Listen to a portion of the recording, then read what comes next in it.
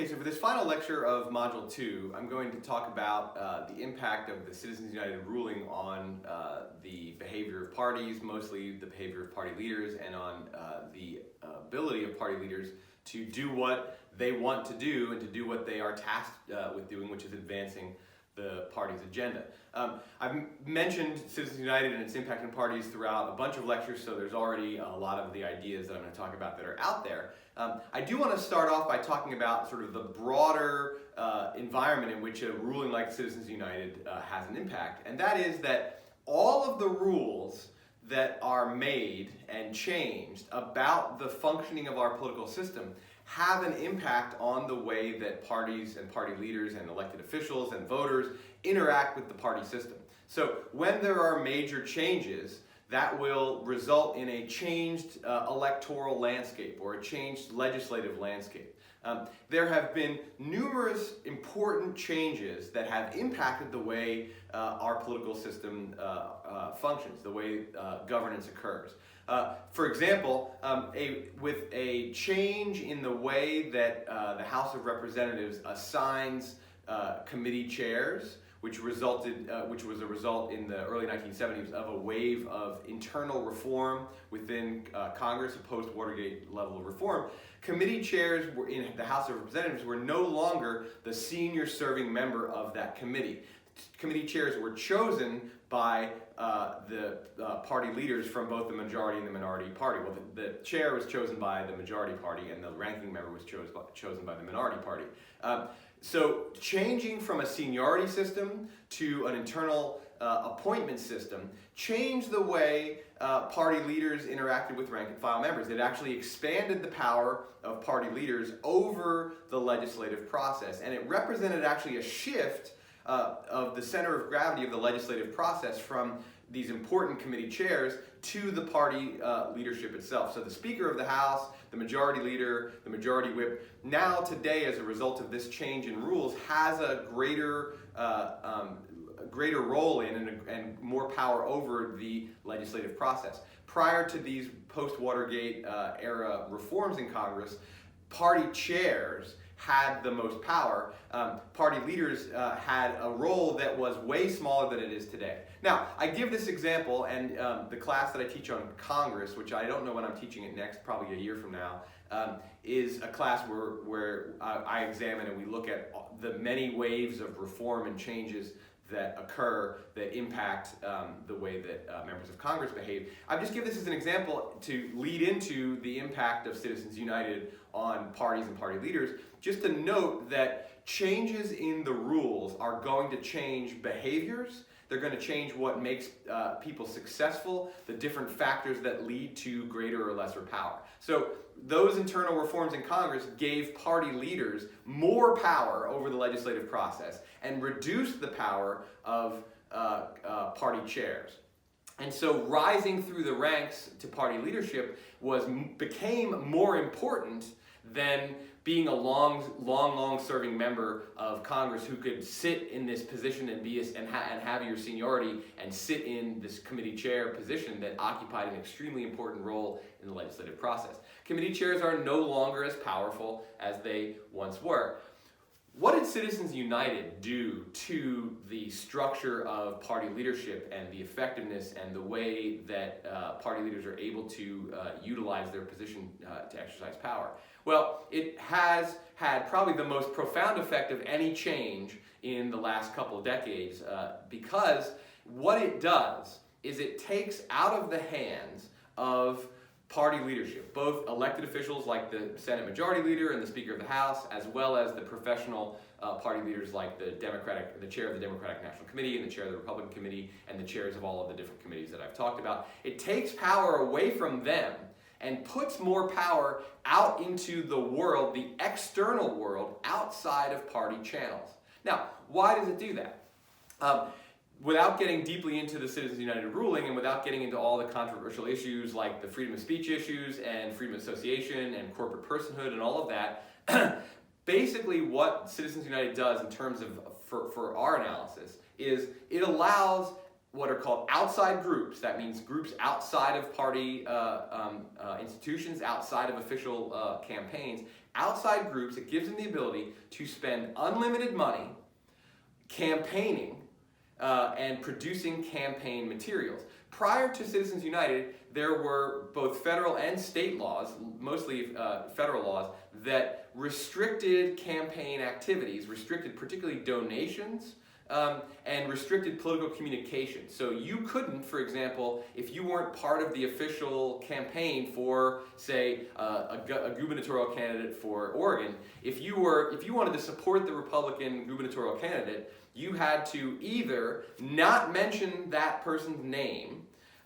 or you had to funnel all your supporting activities through that person's actual official campaign, which put you in line for having contribution donations, disclosure requirements, so to point out who you are and where your money came from. There were all kinds of rules that you had to obey that were both limiting your ability to funnel unlimited resources as well as requiring transparency and disclosure. What Citizens United did was left in place a lot of those disclosure and contribution limits for the official campaigns themselves, but unleashed outside groups to do whatever they wanted without any kinds of restrictions and not be prohibited from saying, I support this candidate for governor of Oregon, or I'm opposed to this candidate for governor of Oregon. You can now engage in what is direct electioneering. So what it creates is essentially a two-track system of campaigning. There's the official campaign. I'm the Republican candidate for governor of Oregon. I have a campaign organization. I raise money. There are limits to how much money people can give to me, and I have to disclose who my donors are, and quarterly, all that stuff.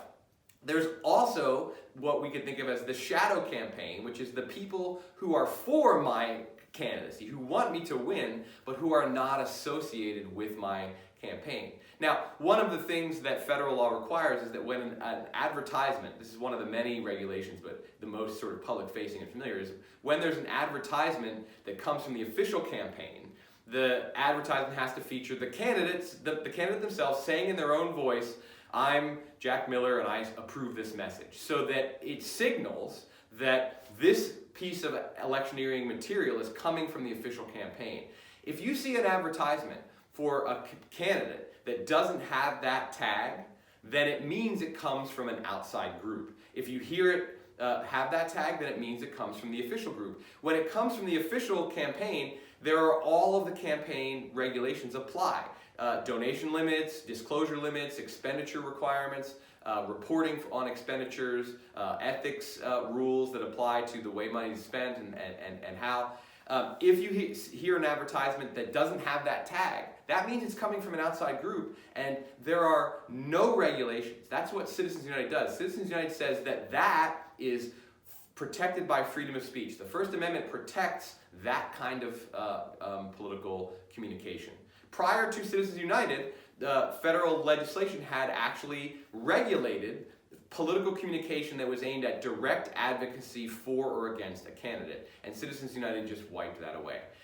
In wiping that away, it also wiped away all of the financial disclosure rules. So, and again, without getting too deeply into the Supreme Court reasoning, it provides privacy for these groups, so that they not only do they not have to have limits on their spending or their fundraising, they don't have to disclose who their donors are, who their members are, how their money is raised, how it's spent. They are protected by the First Amendment, not just with the ability to speak their message in whatever way they want, to say, I'm for Jack Miller, I'm against Jack Miller, but to do so without having to reveal where their money comes from, who their members are, who their supporters are, what their organization looks like, except insofar as they have to do this for tax purposes, right? And there are rules there. But they're exempted from any of the sort of myriad of regulations that apply to the official campaign. Now, what Citizens United does is essentially creates two tracks of campaigns. And hopefully right away you see one of the things this does to politicians in general, and certainly to party leaders, is it creates a competing system of resources and support. Now, I say competing, even though it's also cooperative at the same time. It creates this interesting relationship. If I'm Jack Miller running for Oregon governor, and there is a group of people who are outside of my official campaign who want me to be governor, right? There are two campaign organizations. We're cooperative in the sense that we both want the same goal, right? I want to win, they want me to win. We're competing in the sense that I want my messaging to be the messaging that fits my personality, my political brand, it fits the voters I'm trying to reach out to, it fits the policies that I want to make. I want to be in control of the message so that when I win election, I win it with the kind of image, message, and platform that I intend to enact.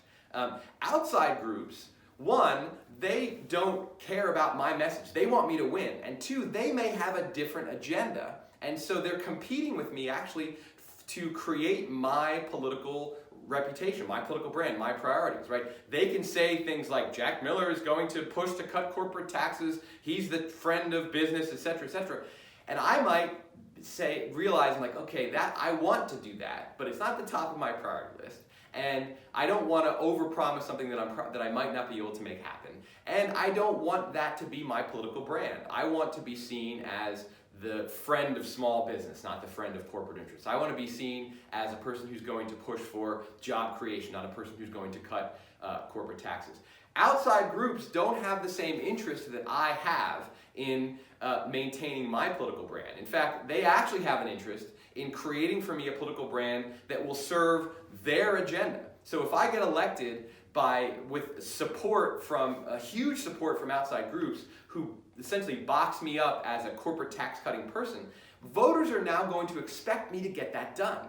And what that means is that if I don't push for that, or if I don't succeed at doing that thing, then when I go up for re-election, voters are going to, I've been branded that way, voters are going to judge me for my failures. They're going to judge me as not having been sufficiently aggressive or successful at advancing that agenda.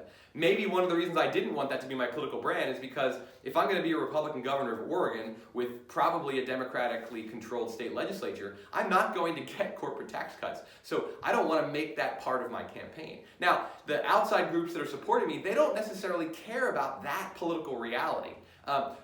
And also, what they want is they want me to take on their priorities. They don't want me to have my priorities, which are maybe higher level than theirs. So outside groups are competing with politicians to control the message. They're cooperating in the effort to get candidates elected. So if you're an outside group that's supporting Republican candidates, of course you want Republicans to win.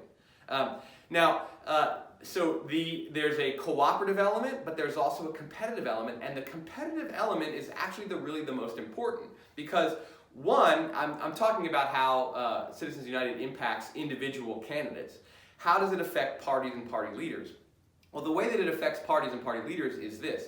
By providing essentially a competing set of resources, electoral resources, the control over the party's membership, the party's ideology, the party's strategy, the party's platform and agenda is no longer fully in the hands of the leaders of that party. It's now partly in the hands of the leaders of the party and partly in the hands of people who are going to be able to provide a lot of funding from outside groups. And there's a couple ways this goes down. One is that if outside groups can provide electoral resources to members who are running, then they are competing with party leaders who, if you remember from the last lecture, one of the ways you get to a party leadership position is by providing electoral resources to the members of your party so they can not have to spend a bunch of time making connections, raising money, finding who are the best political experts.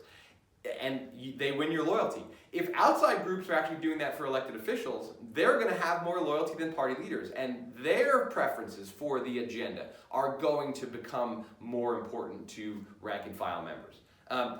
More importantly is that outside groups have the capacity to impact who gets nominated for the party's position on the ballot in the first place. The primaries are an essential part of the way parties maintain their identity, maintain their unity, as well as it's an extremely important way in which the struggle for the soul of the party is carried out. If two candidates are running for the Republican nomination in a safe Republican seat, then the winner of that primary is essentially going to win the election, right? So if there's a safe Senate seat, for example, Mississippi, that's safe for the Republican Party, if you win the Republican nomination for that Senate seat, you've pretty much won the election, unless you do something horrible and grievous. And we did see this in Alabama, where what should have been a safe seat for the Republicans was actually won by the Democrats because the Republican candidate was super flawed. So that happens, where the primary election is not automatically the general election. But for the most part, it is in these safe seats. In the past, party leaders of both the professional variety as well as the elected officials could help make sure that the winner of primaries were people who fit the party's brand, fit the mold, were loyal, were going to work with the party leadership to advance the party leader's agenda.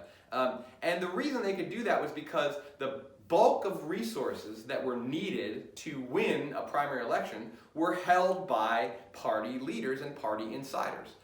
If you're going to try to win the nomination for the Mississippi Republican Senate race, you're going to need the support of the county Republican parties throughout Mississippi. You're going to need the support of the leadership of the Mississippi Republican Party.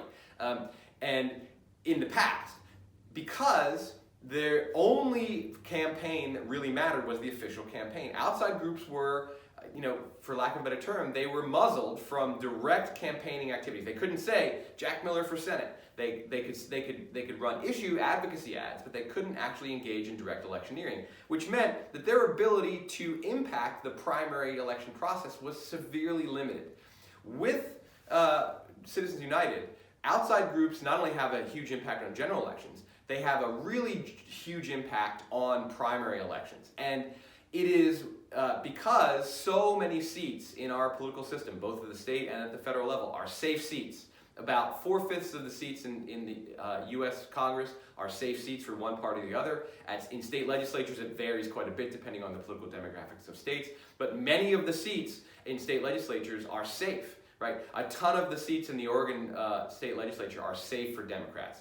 So what that means is, if you want to have an impact on legislative outcomes in Oregon, you need to be a Democrat, but you also, if you want to have an impact on it and you're not a party leader, you want to make sure that the kinds of Democrats that you like are elected. Let's say you have a far more progressive agenda than the leadership of the Oregon Democratic Party. Well, what you want is you want people to win Democratic primaries who have progressive ideas, who are energetic on behalf of those, who are vocal, who are committed to that. So let's say the party leaders of the Oregon Democratic Party are relatively moderate on certain issues like racial equity. Like, of course, they're for it, but they're not going to put that at the top of their agenda, and they're not going to spend their political capital or the time in committee meetings pushing some kind of big piece of legislation that's going to address racial inequality. Outside progressive groups for whom the issue of racial inequality is their reason for existing, they would love that issue to go to the top of the Democrats' agenda in the Oregon legislature. How is that going to happen? That's only going to happen if a lot of Democrats in the Oregon legislature are progressive. How do you make that happen? You primary more moderate incumbents and get victories that bring Democrats into the party, to these elected positions who share your agenda. Given that Citizens United enables outside groups to spend a ton of money without disclosure and without limit, those outside groups actually can outgun the official party and win some or many of these primaries. And we've actually seen this in the post-Citizens United era. It's only been, it's only been 10 years since Citizens United was ruled, but in that decade, we've seen outside groups successfully help insurgent candidates who are party, they have a party identification, but they are essentially from outside the party, or they're from a more extreme wing of the party. So this first happened with Tea Party candidates in 2010, and again in 2014 in the Republican Party. It's happened with progressive candidates in the Democratic Party, that people with more extreme views than the mainstream party establishment, than the pre-existing leadership structure, are winning primaries, and they're getting into these seats. Now, what this does to party leaders is, one, they lose control, some level of control, a high level of control over the ideological orientation of their party members, right? When a bunch of people are elected to the Oregon State Legislature from the progressive wing of the Democratic Party, supported by progressive outside groups, then the establishment party leaders of the Democratic Party, they lose control over the agenda. They are now in a position of having to essentially serve the new set of priorities and issues of this new crop of people. Now, that either is or isn't more democratic. That either does or doesn't serve the people of Oregon and the constituents of these people more or less. I'm going to leave that evaluation out of this lecture and just say that what it does is it transfers the center of gravity of power away from party leaders and establishment party figures into these outside groups. What it does to party leaders is it makes their job a whole lot harder. Because, one, they don't have the ability to basically decide who their nominees are going to be, so they can help nudge the ideological makeup of their party in one direction or another, which party leaders in the past had the ability to do.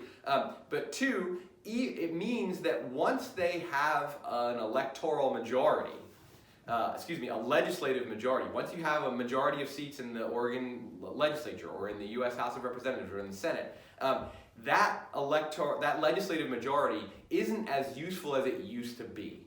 The more unified your elected officials under your party banner are, the more you can do with the majority that you have. When you have now essentially two kinds or more, at least two kinds of party members elected, you have establishment mainstream people who are going to follow the party leadership, and you have these insurgent outsiders who have your party name and have your party banner and will contribute to your legislative majority, but aren't necessarily going to do what you ask them to do, largely because their electoral fate is not in your hands. You're a party leader who no longer has a high level of control over the mechanisms that get a person reelected. From the last lecture, I pointed out that helping members get elected and reelected is essential to becoming a party leader. Well, the more outside groups can have an impact on elections, the less party leaders are necessary as a resource. And the more that newly elected officials who won primaries with the support of outside groups, can make their demands heard and go their own way. So party leaders now have a more divided caucus, right? So the Democratic Party controls the House of Representatives. The more unified those 218 plus Democrats in the House of Representatives are, the more the Democrats can get done.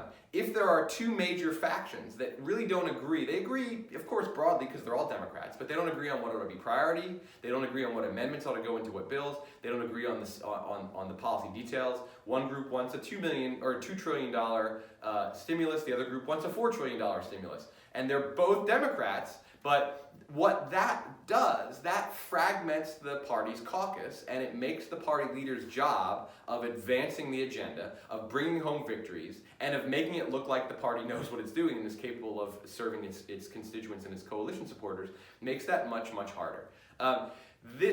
So Citizens United actually has been very, very frustrating to traditional party insiders and establishment figures. It's created the opportunity for outside groups and for ideologically more extreme candidates to make their way into these elected seats and to essentially disrupt what the party establishment has been doing. Now, whether that's good or bad, ultimately for policy, for the American people, for the people of Oregon or whatever state it is, again, I'll leave that evaluation out right now. I have my opinions on that, but what, for the purpose of this lecture, is most important is that it disrupts what had been the status quo of party leadership power. It has essentially reduced their power and their control. It's made these positions more frustrating. It's made it more difficult for party leaders to corral their elected officials into voting for the party. It has reduced loyalty.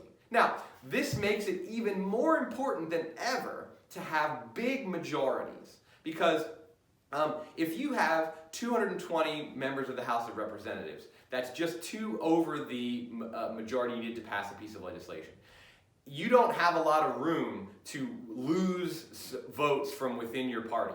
If you have a majority of 260, you can lose several dozen supporters on any given bill from within your own party and still pass that bill. So, and that makes the job of party leaders to corral the necessary votes for their preferred version of a bill. It makes it much easier. So party leaders now actually have they've always had an incentive to have a legislative majority. They've always had an incentive to have a bigger rather than a smaller majority. That's just built in to power politics. But now the incentive is more dire to have a bigger majority so that you can actually accommodate these essentially outside insiders, right? Democrats who don't see things the same way the Democratic leadership does, or Republicans who don't see things the same way the Republican leadership does.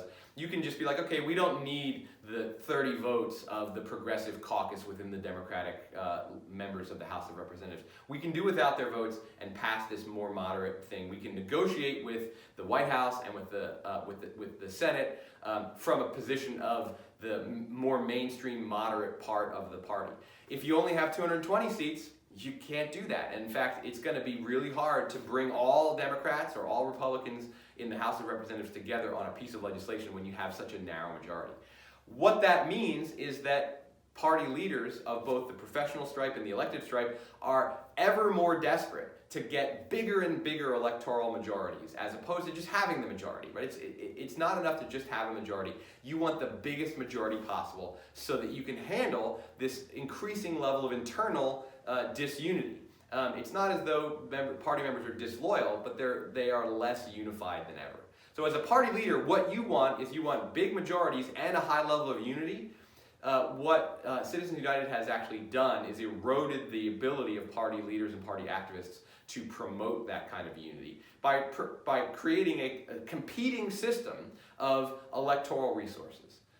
And with this competing system of electoral resources, as I said, it's cooperative too, because the outside groups are still working to get people from the Democratic Party, the Republican Party elected, but they're competing for who the people are that are nominated. They're competing for messaging, branding, prioritizing what you put at the top of the agenda. This has profoundly impacted the way that parties are able to interact. And what it's done is it's opened our political system to more influences than the party mechanisms. Parties themselves, while we have an ever more partisan environment, and the parties seem to be farther apart in their ideological orientations, what Citizens United has done is actually opened the political system to more inputs from outside groups, and that's disruptive, but it also increases the sort of number of voices and influences. That disruption has both good and bad impacts on the policymaking process. One of the negative impacts on the policymaking process is it just makes it harder to pass bills. And Congress has increasingly had difficulty, whether it's unified government or divided government, in passing, even just doing their regular required business of passing a budget, has become more and more difficult as this disruption has taken place.